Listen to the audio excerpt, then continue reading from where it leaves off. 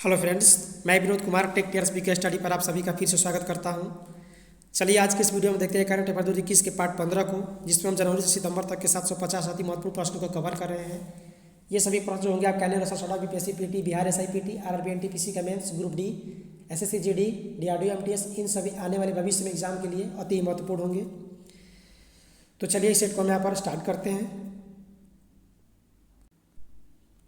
Set को start करने से पहले एक सूचना आपके लिए है। यदि आप आने वाला बिहार एसआई के एग्ज़ाम देने वाले हैं या डीआरडीओ एमटीएस या एसएससी जीडी वगैरह या एनटीपीसी मेंस या ग्रुप डी, इन सभी में से कोई भी एग्ज़ाम देने वाले हैं, तो इन सभी एग्ज़ाम से जुड़ा हुआ प्रैक्टिस सेट निःशुल्क में पाने के लिए वीडियो के डिस्क्रिप्शन में एक लिंक दिया गया है, जो कि हमारा टेलीग्राम ग्रुप का लिंक है, आप उससे जुड़ सकते हैं।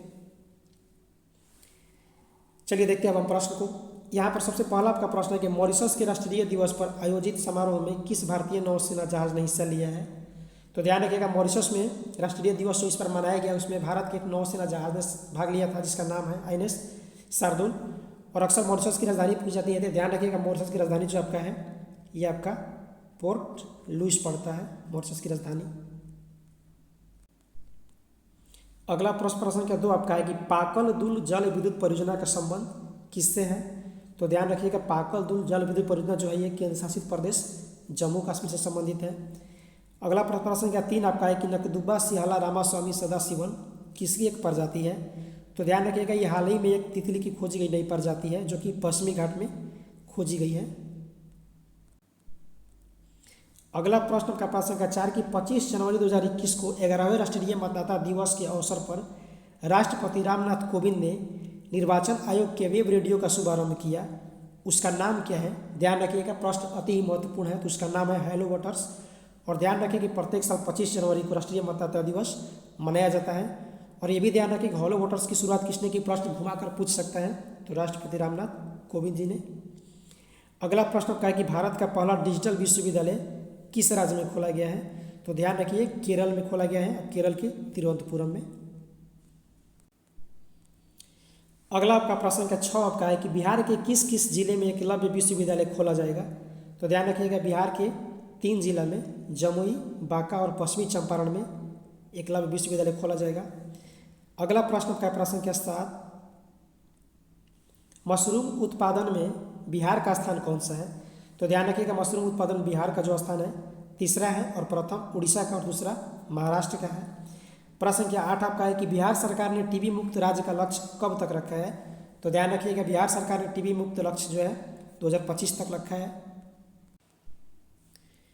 अगला प्रश्न संख्या 9 आपका है कि कर्नल संतोष बाबू को मरणोपरांत किस सम्मान से सम्मानित किया गया है। तो ध्यान रखिएगा, जो भारत और चीन के बीच में जो सीमा पर जो झड़प हुई थी, उसमें कर्नल संतोष बाबू शहीद हुए थे, तो उनको इस बार महावीर चक्र से सम्मानित किया गया है, जो कि बिहार से ही संबंधित है।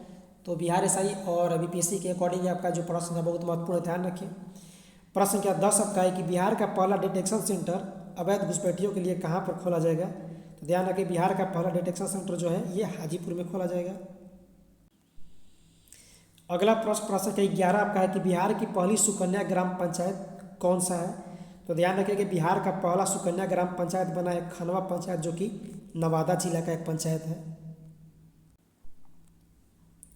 अगला प्रश्न संख्या 12 आपका है कि बिहार राज्य का पहला कछुआ पुनर्वास केंद्र कहाँ पर खोला जाएगा।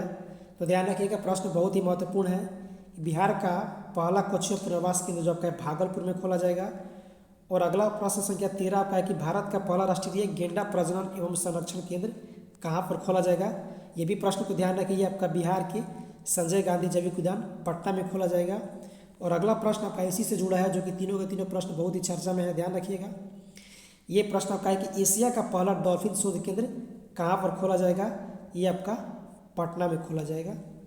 प्रश्न संख्या 15 आपका है कि वंडर एप्लीकेशन का संबंध किससे है, जिसको बिहार ने ही लॉन्च किया है, ध्यान रखिएगा। तो इसका संबंध जो है गर्भवती महिलाओं के देखभाल से संबंधित है, वंडर एप्लीकेशन।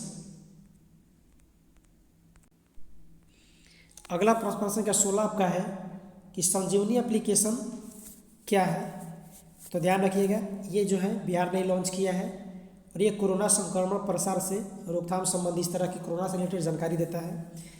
प्रश्न संख्या 17 आपका है कि इको एग्रीकल्चर अवार्ड 2021 से किस जिले को सम्मानित किया गया है। तो ध्यान रखिएगा बिहार के रोहतास जिलों को सम्मानित किया गया है इको एग्रीकल्चर अवार्ड 2021 से। प्रश्न संख्या 18 आपका है कि बिहार में डॉल्फिन दिवस कब मनाया गया। तो ध्यान रखिएगा डॉल्फिन दिवस बिहार में जो है ये 5 अक्टूबर को मनाया गया। अगला प्रश्न संख्या 19 आपका है कि APJ Abdul Kalam science city कहाँ पर स्थापित की जा रही है बिहार में। तो ध्यान रखिएगा ये पटना में स्थापित की जा रही है। अगला प्रश्न संख्या 20 आपका है कि केंद्रीय ईंधन अनुसंधान संस्थान कहाँ पर स्थित है। तो ध्यान रखिएगा ये जादूगोड़ा झारखंड में पड़ता है।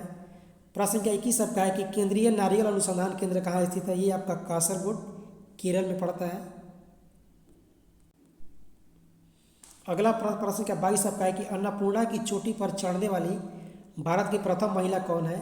तो ध्यान रखिएगा अन्नपूर्णा की चोटी पर चढ़ने वाली भारत की प्रथम महिला बनी है प्रियंका मोहिते, जो कि सतारा महाराष्ट्र की रहने वाली है। प्रश्न संख्या 23 आपका है कि मेडिकल और इंजीनियरिंग में लड़कियों को 33% क्षैतिज आरक्षण देने वाला पहला राज्य कौन सा बना है। तो ध्यान रखिएगा पहला ऐसा राज्य बिहार बना है।